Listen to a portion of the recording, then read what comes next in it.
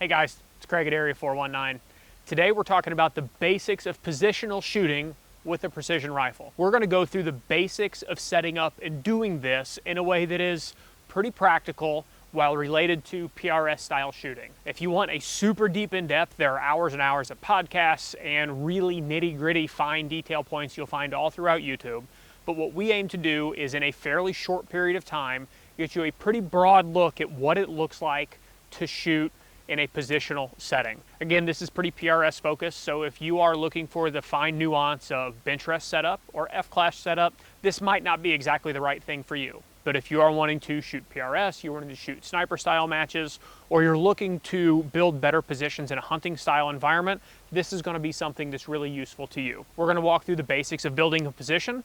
We're going to talk standing, we're going to talk prone, we're going to do some sitting and kneeling, we're going to do tripod, front and rear, as well as go through some common how we might shoot a stage, how we might incorporate some of these elements, and how you can train in some easy drills that can make you a better positional shooter. So guys, as we get into building a position, we're going to show you what it looks like standing and prone, and we've also got very usefully a trigger cam set up on Nathan's rifle so that as we go through this, we'll actually take some shots. You'll be able to see what certain things do through the optic downrange, and we'll show you the difference between certain correct setups and certain improper setups, both with recoil management and wobble zone. As we get into building a basic position, the first thing you need to keep in mind is you need to have a good sight picture, and 1A with that sight picture would be natural point of aim. If you are building positions and you're fighting with what your rifle wants to do, or you don't have a good opportunity to see what's happening downrange, you're set up to fail.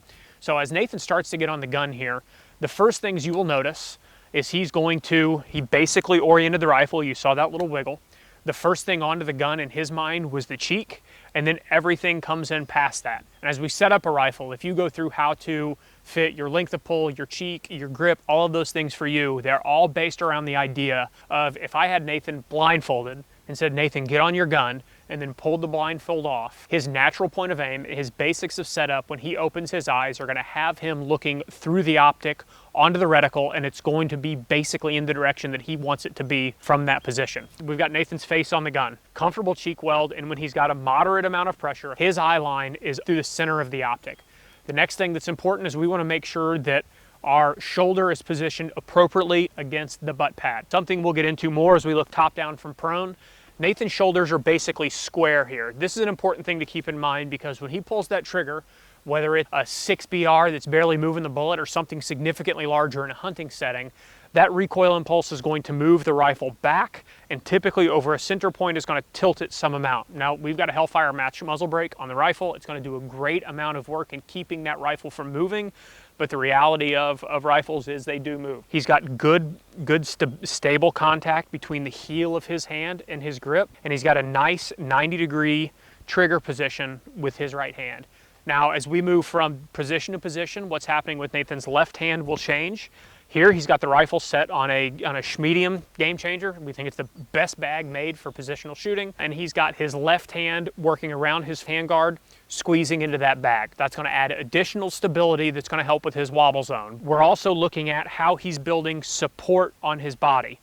Nathan's knees, they're a little knocked, but they're not bent. Wide base, straight legs, all of his bend happens here at his waist so that he's getting support with gravity and with straight extremities so that he's not counting on muscle structure, rather on gravity and bone structure. These elements, whether we are standing, kneeling, sitting, prone, or you're shooting in some really awkward position that's thrown at you by a match director, if you have those four things right, you're in a position to succeed. That is our position when we're standing, and we're going to cut, and we're going to come right back, and Nathan's going to be in the prone. We've now gone to the prone. As Nathan gets in position on the gun, we're going to go through that initial checklist we did when we were standing. His cheek is in a good, comfortable place on the cheek pad so that where his head is sitting, he is naturally looking through and capturing the sight picture efficiently. His shoulder is engaged. Again, his shoulder line is square to the rifle. That's going to afford him the opportunity for good recoil management. His right hand is positioned exactly as it was when we were standing, and we've got that core position built every single time. I'm going to sound like a broken record when I walk through. Is your cheek in a position that you got an appropriate sight picture? Are your shoulders square to the rifle so that you can manage the gun and manage recoil? Is your hand comfortable? Nathan's got his left hand, his support hand on rear bag. That left hand is going to continue to change a little bit as we go from position to position, so the drill we'll give you at the end is good for practice of that. But right now what we've got is that same position we had when we were standing. We've got those core elements translated to prone.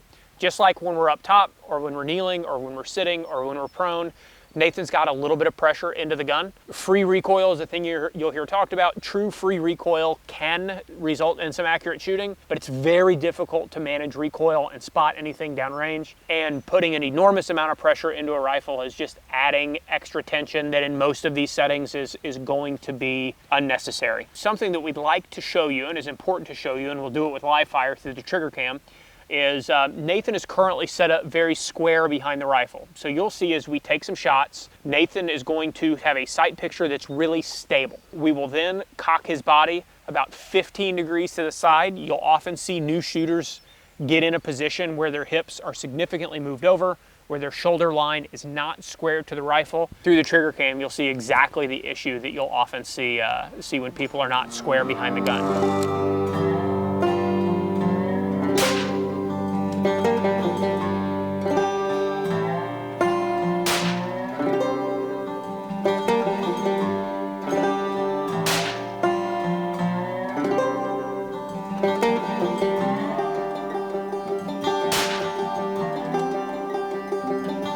So those are our foundational elements of building a position, either standing or prone. The next thing we're going to talk about in the next video is how those translate to seated and kneeling, or kind of those intermediary positions. So stay tuned.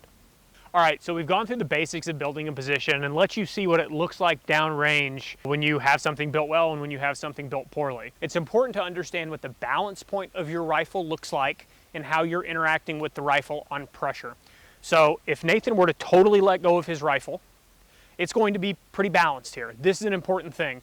If your rifle wants to sit still and wants to sit flat, it's going to make your job in keeping it still and keeping it flat much simpler. So as he put together his rifle, he's got weights in certain places. He knows where all of his parts and pieces are. His barrel length and contour makes sense, so that balance point for him is roughly 4 inches in front of his mag well, which gets him into the center of a schmedium.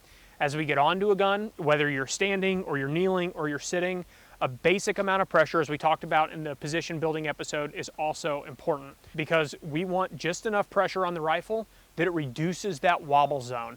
Now the trick to positional shooting, as you guys all very well may know, is not necessarily when you're prone or when you're standing at full height, but it's all those intermediate heights. One of the most common ones you'll see, or a most common range you'll find, is what happens when you are between, dead in the middle, standing and prone. So I've got Nathan set up here in a kneeling position, and I'm going to go through some of the fundamental elements that are pretty important here. So as he's on the gun, obviously sight picture, face are correct. He's got a nice grab, nice square purchase with his shoulder.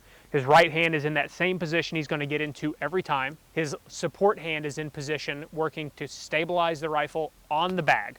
These are things that we talked about when we were standing.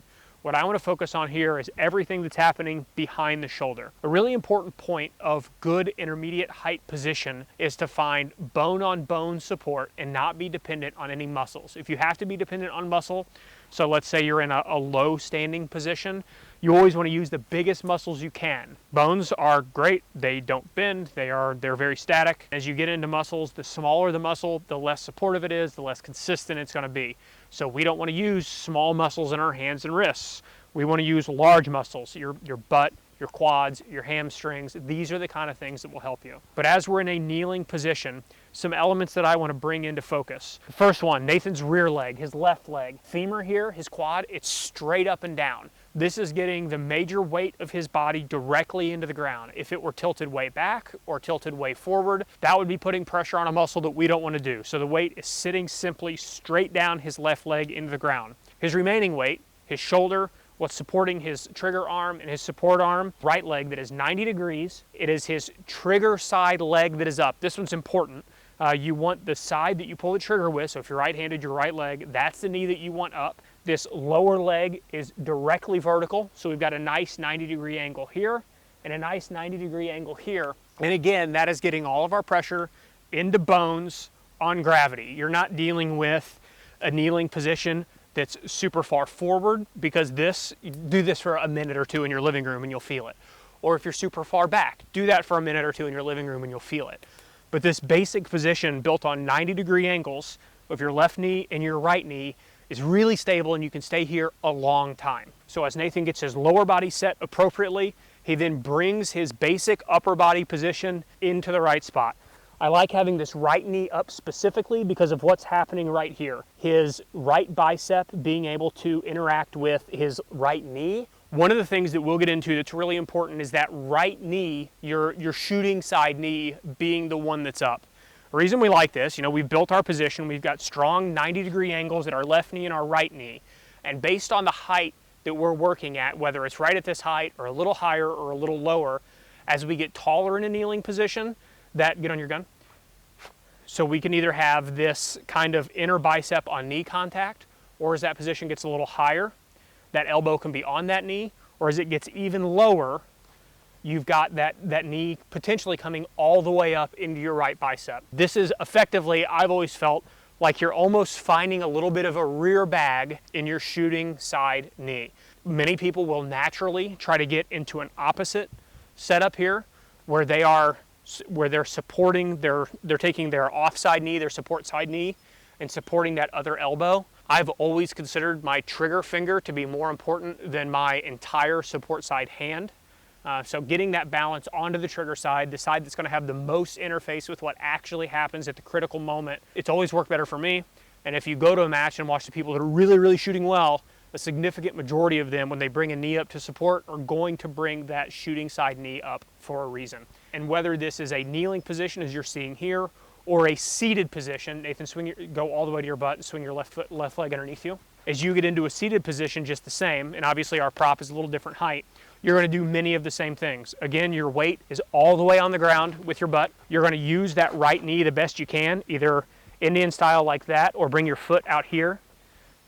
And you've got that same similar contact. As you get into different heights, and a drill we'll go through at the end that again will address so much of this, it's about how are you taking tension off of your muscles, how are you using gravity to your advantage, and then finding these additional points of contact. So guys, that's a short little look into a basic philosophy of what happens when you're not standing or you're not prone. What are those intermediate positions going to look like? These are the ones that take the most practice, but in reality are going to be the difference between shooting really well in a match and feeling like you struggled through much of a day. Now to the live fire portion of this video, we're going to go back to how much pressure we're putting into the rifle.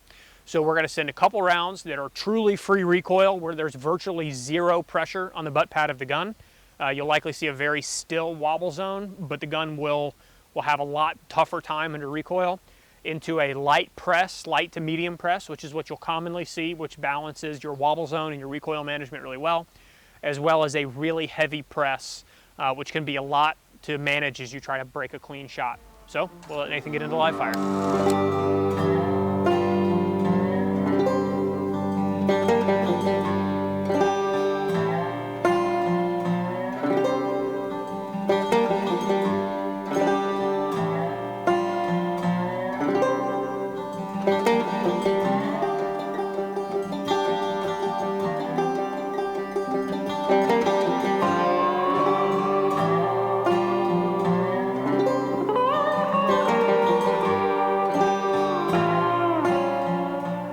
So that'll wrap up what we're talking about on taking that basic position and then moving it into non-standing, non-prone, kind of those intermediate parts. The next thing we're going to talk about is tripods, so stay with us. So now we're going to talk tripods. In the competitive shooting community, tripods are a very, very controversial item. There are entire poorly run meme pages dedicated seemingly to people that don't understand what role one can play in a match. So what we're going to talk about with tripods is how we use them in front support. And again, this is really common in both competitive community, but it's also really useful in practical precision if you're shooting sniper matches or if you're hunting infield. Tripods have become a really big deal for easily mobile support. And then we'll get into rear tripod, which is more often than not going to be kind of a gamey situation in a match. Some basics of setting up a tripod, if you can, get it to a height that makes the most sense. We're in the middle here with a pretty awkward kind of medium standing, and we want to talk about some things there. Just like we talked about balance point on a barricade, balance point on a tripod is also important. Well, we've got here a 2Vets QDT V2 tripods, good tripods, an old Really Right Stuff leveling head that I've had for years and years. This is a really capable unit, and we could realistically attach the tripod way out on the front end of the handguard of the rifle and it would hold up. But as we're gonna get into, we typically don't actually like for a tripod to be 100% tight. So having a balanced rifle and having that ball head or that leveling head at your balance point is really important. So Nathan's set up here, he's locked in. Importantly, as we set up, this rifle can still be moved. So while this is fairly tight, going 100% tight with a tripod on front support is typically a poor idea. We're at what we'll call 90% tight. So as you can see here, if we move the rifle, it stays, but it's obviously not locked in. As he gets on the gun, what you're gonna notice is all the things we've talked about in previous videos. That his face is in that common spot, his shoulders are square, his hand is comfortable, and we've got solid support through his lower body. So while standing all the way up is not gonna work for him, the first thing that he did to lose height is he widened his legs. He's got a nice solid support structure underneath, and then having to bend, he bent at the waist. You don't want to bend at your knees. You don't want to bend through your back. Let's bend at those big solid muscles so we can be really solid on the gun. What you're doing with your support hand when you're shooting front support tripod is kind of a personal choice. It's very common for people to do what Nathan's doing here, where he's actually holding the other side of the tripod like this. You'll see some that want to use a sling, rope it around their arm and reach through to the center somewhere. If you're shooting in a really dynamic setting where you're moving aim a lot, some people might like on a leveling head to be down here, on a ball head to be on your tension control, as well as some people who will go ahead and put their hand all the way up at the fore end or on the handguard because that's what they're familiar and used to. So when it comes to shooting from a front tripod position, it's a training deal. The way that people will mostly lose themselves shots or lose themselves time with a front support tripod is they simply don't know how to deploy it and they simply don't know how to set up. If you can practice those things, you can do it in your living room, tell your wife to go to bed early or something so you've got some space, but deploying and getting set up in a front support tripod is pretty straightforward. Whether you're a competitive shooter, a practical shooter, whether you're somebody that wants to go out and shoot more efficiently in hunting settings, you need to know how to do this well. Now we're into the portion of tripod that really gets all the attention, and this is rear support with the tripod. The use case for rear support is much more narrow than you might think, but in situations where you need it, you really need to know how to be good at it. We found one of the common use cases that you'll get for rear tripod, and that is where you cannot get the whole gun into something to balance on like on a larger bag like a schmedium. So we've got a grip changer here under the gun. We're obviously not all the way to our balance point. We cannot get there. The optic's too tall. We've got the Raptor on top. So this is an ideal situation for using rear tripod support. The most important thing that I'm going to tell you about rear tripod support is if you don't know what you're doing, it's a wonderful way to screw up an entire stage. But what Nathan's got set up here is a pretty ideal rear tripod. We've got the tripod set up. It's extended to the point that we need it. The specific height of your tripod when doing rear tripod isn't super important. You just need it to be tall enough where whatever your lower butt pad on your stock is, your tripod is tall enough that you're out on a leg. Pay a lot of attention to what's happening here with Nathan's right arm and left hand, the rear of his lower bag rider, as well as the leg of this tripod. This situation of support here where the leg is effectively functioning as a rear bag as well as a support for his right arm is the entire key to doing rear tripod well. So as Nathan sets up, if he were to try to shoot through this porthole without a rear tripod, it's going to be really difficult. He's not on his balance point. He's forward of the balance point with his rifle. This thing's going to want to be heavy from behind. But the reality is with this type of support through Nathan's optic, it's going to be really, really still. He can shoot a tight group, he can track his recoil, he can really make it work here. Things to be careful about when you're shooting with rear tripod. Nathan, pan as though your target is 40 yards to the left of where you're aimed now. This is a struggle. When you need to move the rear of your rifle toward the tripod, it can really be quite difficult because he naturally picked up the tripod to move it. But if you go back to the position where you were, if you're in here and you simply try to push the tripod, things are going to start happening that you don't like. You're going to start to see these legs fold.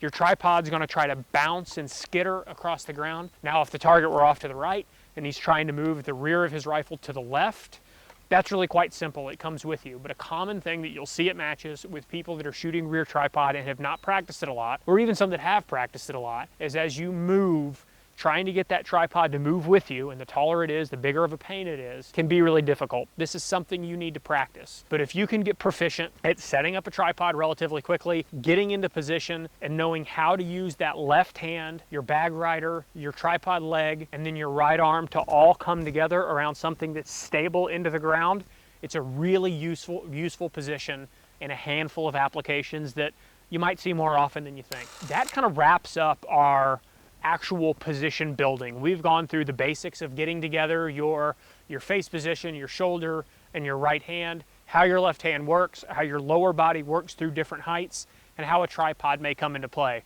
What we're going to talk about next is how some of this may apply specifically in a match setting, as well as at the end, we're going to go through my favorite drill for practicing all of these things in a dynamic setting.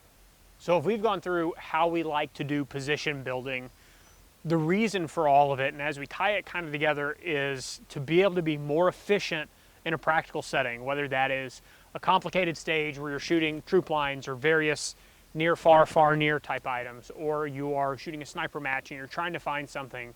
For me, it's always been important to have the basics of position building be super repeatable, because when I get on the gun, I don't want to be worried about what is my body doing, how should I be, what am I doing to get into a nice position to break a shot? I want to be thinking about what's happening downrange. Where's my target? Is my dope good? What's happening with wind? As I break a shot and go to the next one, what happened downrange? So for me, building reps and having a lot of experience in getting on a gun, getting that sight picture, getting that body position, having my right hand be in the right spot, having those things be automatic buys me a lot of time to think about other things. Nathan, what are some common mistakes that you see as new shooters try to build position and obviously don't have their kind of fundamental ducks in a row? Being square is a big one. Fumbling with equipment, bags, tripods, stuff like that. So, I mean, little details matter. How I throw the bag on the tip of a tank trap versus a barricade arm is different. So there's just little nuance. When's the last time you used a bag that was not the schmedium? Never. Right, it's such a fundamental, you see a lot of memes or posts or whatever about PRS being a gear game and these people walking around with 15 bags attached to them. The reality is you're not seeing that among people that compete at a really high level. It might be something that a new shooter tries to fight with or tries to deal with, and how many different things can I put together to try to find an easy button. It doesn't really work that way. For me, if I'm coming up to a stage, I want to be able to get my gun down and get that first shot off quickly. I want it to be a good shot.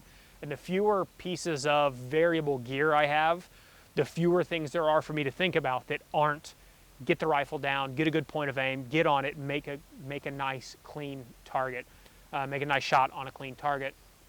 When you are building position, what's something that you think about to make sure you're doing it right? Do you have a mental cue that you're jumping into? I mean, I think most of it's repetition, especially on something standard. I mean, I can walk up and go between all four of these with my eyes closed, but height, I guess, you just look at the different heights.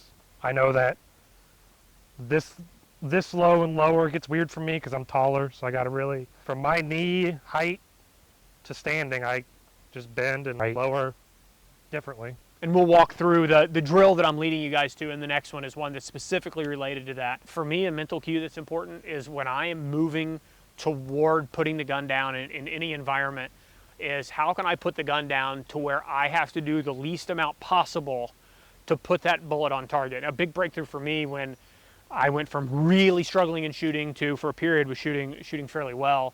It was the idea of I need to not tell the rifle to do something so often. Rather, how do I use what the rifle already wants to do with proper position building to let it do the work for me? If you're trying to muscle a rifle through a stage or through a position, you're gonna find yourself struggling with it more often than not. Another thing that comes into play here as we're building solid positions is understanding how you like to shoot certain stages. The idea of keep your face on the gun. You're gonna hear that a lot. Phil Vallejo, modern day sniper, he and Kalen love talking about the idea of keeping your face on the gun. It's very important. And then as you're building position, if you have a good position, staying down, but understanding to learn your controls. Elevation turret, or with my optic, I shoot a collis. I've got windage on my left side. Everything's off to the left, so when I'm 2 eyes open, I can see what's happening downrange through my optic, as well as seeing everything that's happening on the left side of the gun for me.